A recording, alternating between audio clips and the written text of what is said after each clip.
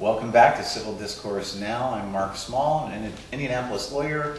Co-host is Paul Ogden, also an Indianapolis lawyer. Our guest today is Len Farber. He is running for City County Council in Indianapolis. I think it's Len Farber. Farber, I apologize. And before we forget, Len, give us some contact information for our viewers. Certainly. My website is www.lenfarberforcouncil.com, and you can reach me by email at len, L-E-N, at farberforcouncil.com, and you can reach me also by my cell phone. It's 417-9963. Len, where is your district located?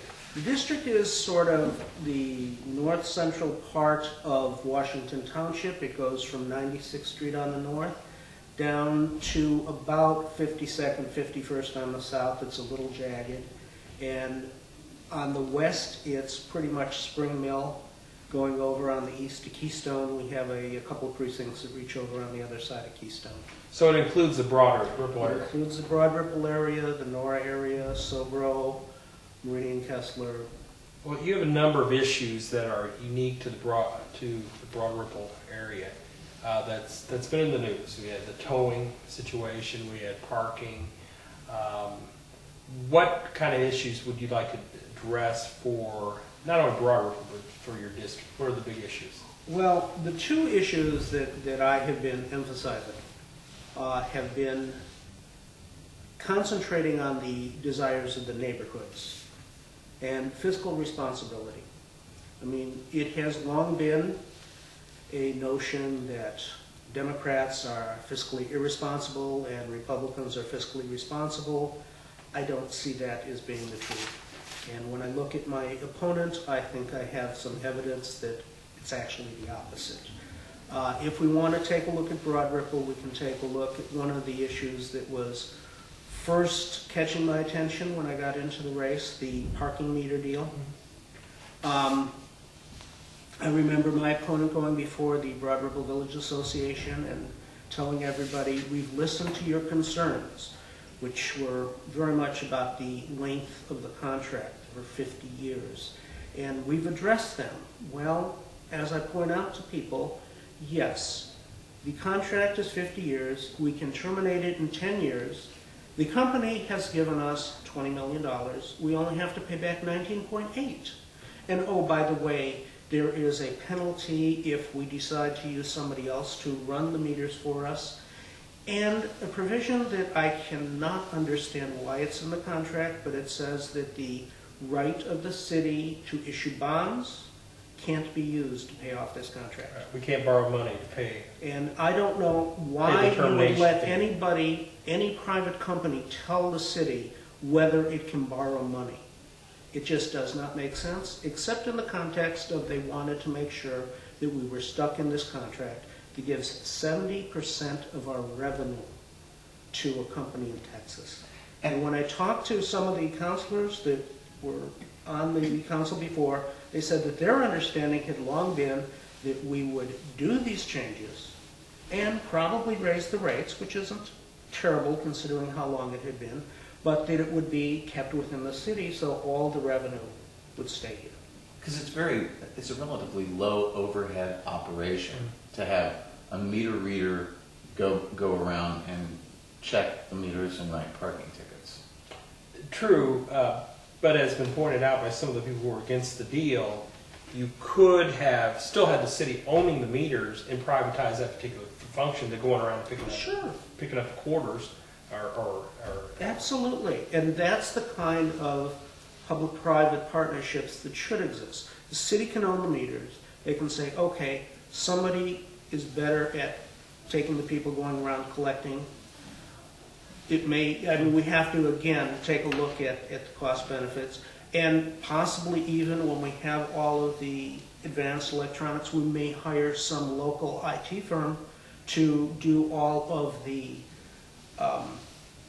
computerized connections to the meters so that we can collect, we can do the credit cards through the meters, we can have the remote cell phone connections, and possibly at some point even have a grid on that's you can access through your cell phone to see where the parking places are open.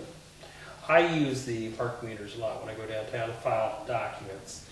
And I am struggling with the kiosks that I refer to the kiosks where you have the big machine, for lack of a better term, you slide your car in, you got multiple spots. I would estimate that it works about a third of the time, that it takes credit cards. 2/3 of the time I put my credit card in, it won't read it for whatever reason. And then I end up scrambling around for change. And that was supposed to be one of our big things about modernization. My problem is now we can't complain to the city because the city doesn't really run the parking meters. Exactly.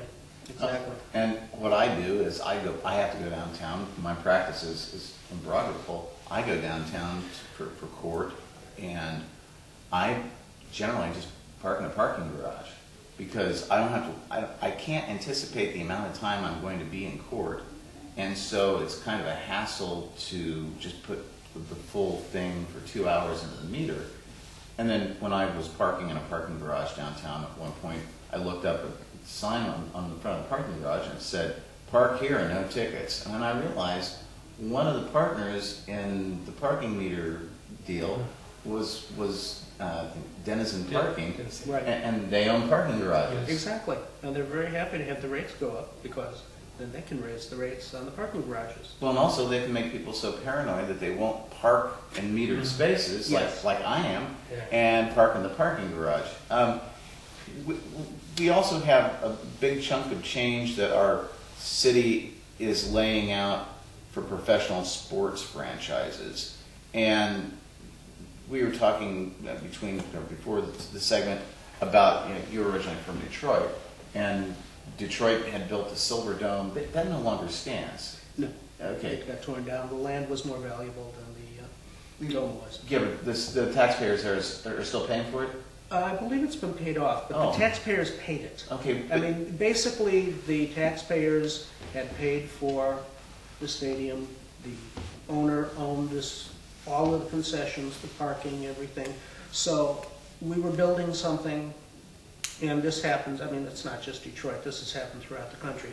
The sports teams will come and they'll say, "Build us this and give it to the owners, or we will leave." And it's just basically a shakedown. Well, I mean, look at the Pacers. I mean, they're scheduled to play tonight. Well, I think they are. I don't know. I mean, I think they were scheduled to play tonight Scheduled. because, of course, November's games have been canceled too. We're paying $10 million a year just out of the city budget as sugar to the Pacers, and that's money that could be going to schools, sidewalks, streets, police protection, and who wants the Pacers? I mean, who are the Pacers going to move? Where are the Pacers?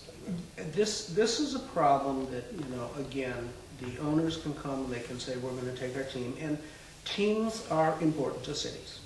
There's great pride in having a team. There's greater pride in having a winning team. But you will see, I mean, if you look around the country, there are some cities that have losing teams that have loyal fans just because it's Chicago our Cubs. team. Chicago Cubs is a prime example. Oh, we're just really cutting to the quick.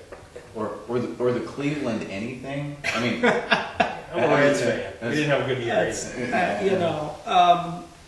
But it really comes down to this. There are so many needs of the city. These teams are generating a lot of money.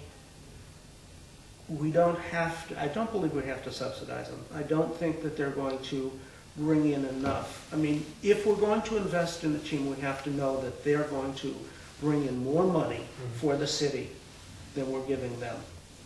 Otherwise, it's not an investment, it's a subsidy, and we shouldn't. I don't think we have the money left to subsidize sports teams. It's great for a city, it brings pride, but it's not going to pave streets, it's not going to educate our children, it's going to bring a limited number of jobs, and we want a dynamic city that's growing, that's attracting families, that's attracting new businesses, that's developing internally our own small businesses like the one we're sitting at now. what about mass transit here in Indianapolis? I mean, it's kind of limited. I think we could agree. Have you ridden the bus? I have not ridden the bus. Why? One of the reasons is that I live on the north side and I work on the south side. So I would have to take a bus downtown and then switch over and take another bus, and I can be at work much, much faster. And I never know how late I'm going to have to stay at work. I may have to work overtime because we have to satisfy our customers' needs. That's one of the things in the IT business. We have to make sure, because we're contractors for other companies and it's very competitive, so we have to make sure we please the customer, just like any good business. So I want the flexibility, and I don't want to spend more of my time commuting than I have to. What would you do to the mass transit? What would you support as a member of the City County Council? Now, that's a different story, because I think mass transit is really important. And given just the bus system that we have, I have talked to constituents that would say, you know, I'd like to take this job, or my son wanted a summer job, and he wanted to work at this place, but he'd have to work till midnight and the buses stopped running at 10. Couldn't take the job. How do people get to jobs? Like I said, I have a job on the south side, I live on the north side. I can drive, I have a car. What if I didn't have a car? I would have a very hard time getting to that job. You have to have transportation to take people from where they live to where they work, to where the jobs are. That's how you have a city that thrives. And whether it's more buses, more frequent buses, in some places we can actually think of light rail, but again, it's places where there's infrastructure or where the streets are wide enough that we can fit that in. We have to think of this, again, bike paths are great, but we are in the Midwest. Not everybody's going to ride their bikes in the winter. Correct. We do need mass transit. The utility sale that the Ballard administration has touted as a way of funding improvements in the city, was that a good idea? I really don't think it was a good idea. I have not seen the numbers, but I have been told by somebody who helps me with research that when he looked at it, every city that has sold their water, those services become much more expensive than they were when they were run by the city, regardless of which city it is at any part of the country. The Democratic side has argued that you lose control over the utilities, which is sort of what you mentioned. One of the problems I have from the conservative side is Citizens Gas or Citizens Energy is a public entity that we own. They're borrowing money to buy it from the city over 30 years. We ratepayers have to pay that back. That's money that's not just a big pot of money the city's getting. We have to pay that back. And my problem is you're borrowing money for 30 years and then you're paving roads, which last maybe 5 to 7 years. That is absolutely, it was the worst use of the money possible. Paving the roads, I mean, I'm not saying that the roads didn't need it. We have, and both parties are responsible for neglecting infrastructure for years. We're trying to tell people that we can run a city with no money, and we just skimp here and skimp there, and it's now all coming home to roost. And it's not just Indianapolis, it's everywhere. So what we want to do is when we get a pot of money like this, we want to invest it in things that are going to help us in the long term. Something that's going to be used up and done in 5 or 10 years, it's going to have to be redone. It's not going to work. Len, thank you very much for coming on the show today. It's been my pleasure. It's been very interesting. Len Farber, candidate for City County Council, and we are signing off.